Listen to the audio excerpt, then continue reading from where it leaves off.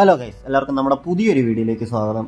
So guys, മാർവലിന്റെ ഏറ്റവും പുതിയ സിനിമയായിട്ടുള്ള thunder balls release ആയിരിക്കുവാണ്. ഞാൻ അത്യാവശ്യം നല്ലപോലെ തന്നെ വെയിറ്റ് ചെയ്തിരുന്ന പടമായിരുന്നു ഇത്. കാരണം ഇതിന്റെ ട്രെയിലറും കാര്യങ്ങളും ഒക്കെ ഭയങ്കര പ്രോമിസിംഗ് ആയിരുന്നു. സോ ഈ സിനിമയുടെ റിവ്യൂ ആണ് നമ്മൾ ഈ വീഡിയോയിൽ ചെയ്യാൻ പോകുന്നത്. സോ നമുക്ക് അധികം സമയം കളയാതെ വീഡിയോയിലേക്ക് പോവാം.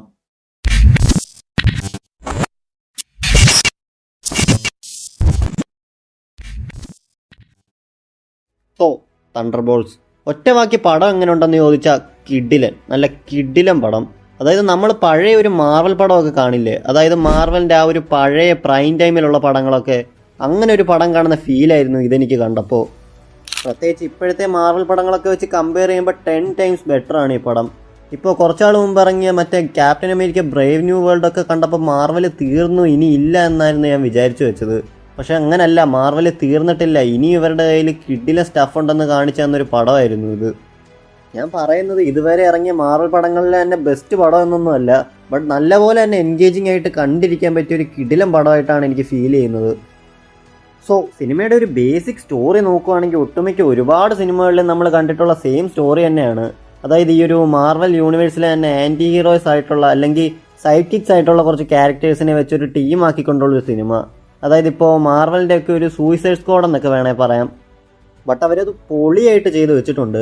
പല പല സ്ഥലത്ത് ചിന്നി ചിതറി കിടക്കുന്ന കുറച്ച് ക്യാരക്ടേഴ്സ് ഒരു പർട്ടിക്കുലർ മിഷൻ്റെ ഇടയ്ക്ക് വെച്ച് തമ്മിൽ കണ്ടുമുട്ടുകയും തുടർന്ന് അവർ ഒരുമിച്ച് വർക്ക് ചെയ്യേണ്ടി വരുന്നതൊക്കെയാണ് സിനിമയുടെ ഒരു ബേസിക് പ്ലോട്ട് എന്ന് പറയുന്നത്. നമ്മൾ ഒരുപാട് കണ്ടുമടുത്ത സെയിം സ്റ്റോറി തന്നെയാണ് ഇവിടെയും പറയുന്നത്. ബട്ട് അതിൻ്റെ മേക്കിംഗ് ആൻഡ് എക്സിക്യൂഷൻ കിടിലനായതുകൊണ്ട് നമ്മളിങ്ങനെ കണ്ടിരിക്കും. ഏകദേശം 2.25 മണിക്കൂറുണ്ട് പടം, ബട്ട് ഒരു തരി പോലെ ലാഗ് അടിക്കില്ല. നല്ല ഗ്രിപ്പിംഗ് ആയിട്ടാണ് സ്ക്രീൻ പ്ലേ പോകുന്നത്. ആൻഡ് ഒരുപാട് ആക്ഷൻ സീക്വൻസുകളുണ്ട് സിനിമയിൽ, എല്ലാം കിടിലനായിട്ടുണ്ട്. എസ്പെഷ്യലി ആ ഒരു തുടക്കത്തിലെ കുറച്ച് ആക്ഷൻ സീക്വൻസുകൾ നല്ല രസമായിട്ട് എടുത്തിട്ടുണ്ട്. വെറുതെ അനാവശ്യമായിട്ട് VFX വാരിക്കോരിയിട്ട് വെറുപ്പിക്കാതെ പ്രാക്ടിക്കലായിട്ട് ഭയങ്കര ഗ്രൗണ്ടഡ് ആയിട്ടാണ് ആക്ഷനുകളും കാര്യങ്ങളും ഒക്കെ ചെയ്തിട്ടുള്ളത്. ആൻഡ് പിന്നെ പറയാനുള്ളത് ഇതിലെ ക്യാരക്ടേഴ്സിനെ കുറിച്ചാണ്. ഇതിൽ നമുക്കങ്ങനെ ഭയങ്കര ഇഷ്ടമുള്ള, നമുക്ക് ഭയങ്കരമായിട്ട് അറിയാവുന്ന ഒരു ക്യാരക്ടർ പോലും ഇല്ല. ആകെ ഉള്ളത് ബക്കി മാത്രമാണ്. ബാക്കിയെല്ലാം നമുക്ക് അധികം അറിയാത്ത കുറച്ച് സൈറ്റിക്സ് ആയിട്ടുള്ള ക്യാരക്ടേഴ്സാണ്. ബട്ട് ഈ പടം കണ്ടിറങ്ങി വരുമ്പോൾ നിങ്ങൾക്ക് ഒട്ടുമിക്ക എല്ലാ ക്യാരക്ടേഴ്സിനെയും ഇഷ്ടപ്പെടും. കാരണം അത്രയ്ക്കും കണക്റ്റ് ആകും നമ്മളിവരോട്. അവരുടെ ഇമോഷൻസ്, അവർ തമ്മിലുള്ള കെമിസ്ട്രി എല്ലാം പക്കയായിട്ട് ചെയ്തിട്ടുണ്ട്. ഇപ്പോൾ ഫ്ലോറൻസ് പ്യൂ ചെയ്ത എലേന എന്ന ക്യാരക്ടറിനെ എടുത്താൽ കിഡിലനായിട്ട് ഡെവലപ്പ് ചെയ്തിട്ടുണ്ട് ആ ഒരു ക്യാരക്ടറിനെ. എങ്ങനെ കാണുന്ന ഓഡിയൻസിനെ വെറുപ്പിക്കാതെ നല്ലൊരു ഫീമെയിൽ ക്യാരക്ടറിനെ ഉണ്ടാക്കണമെന്ന് ഇത് കണ്ടു പഠിക്കണം മറ്റ് മാർവൽ ഡയറക്ടേഴ്സ്. എസ്പെഷ്യലി മറ്റേ മാർവൽസ് എന്ന് പറയുന്ന പടത്തിലെ ഫീമെയിൽ ക്യാരക്ടേഴ്സിനെയും ഇതിലെ ക്യാരക്ടേഴ്സിനെയും ഒക്കെ വെച്ചൊന്ന് കമ്പയർ ചെയ്ത് നോക്കുക, അപ്പം മനസ്സിലാവും. ഓൾറെഡി നമ്മൾ ബ്ലാക്ക് വിഡോ മൂവിയിൽ എലേനയുടെ ബാക്ക് സ്റ്റോറി കണ്ടതാണ്, ബട്ട് ഇതിലത് കുറച്ചും കൂടി ഡെവലപ്പാക്കി എടുത്തിട്ടുണ്ട്. പിന്നെ ബക്കി മോനെ ഒരു രക്ഷയില്ല, എജ്ജാതി സ്ക്രീൻ പ്രസൻസ് ആണെന്നറിയോ പുള്ളിക്ക്, ഒരു രക്ഷയില്ല, കിടിലൻ. പിന്നെ നമ്മുടെ ജോൺ വാക്കർ, എനിക്ക് പേഴ്സണലി ഈ ഒരു ക്യാരക്ടറിനെ അധികം ഇഷ്ടമല്ലായിരുന്നു, ബട്ട് ഈ ഒരു പടം കണ്ടു കഴിഞ്ഞപ്പോൾ എനിക്ക് ഭയങ്കര ഇഷ്ടമായി പുള്ളിയെ.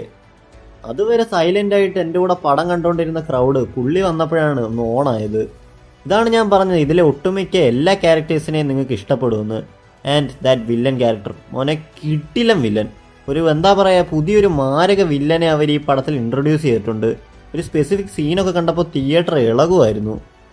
ആൻഡ് സിനിമയുടെ എൻഡിങ് കുറച്ച് ഡിഫറൻ്റ് ആയിട്ടാണ് ചെയ്തേക്കുന്നത്. നമ്മൾ വിചാരിക്കുന്ന രീതിയിൽ പോകാതെ കുറച്ച് അൺപ്രഡിക്റ്റബിൾ ആയിട്ട് കുറച്ച് ഡിഫറൻ്റ് ആയിട്ടുള്ള ഒരു ക്ലൈമാക്സ് ആണ് ഈ പടത്തിനുള്ളത്.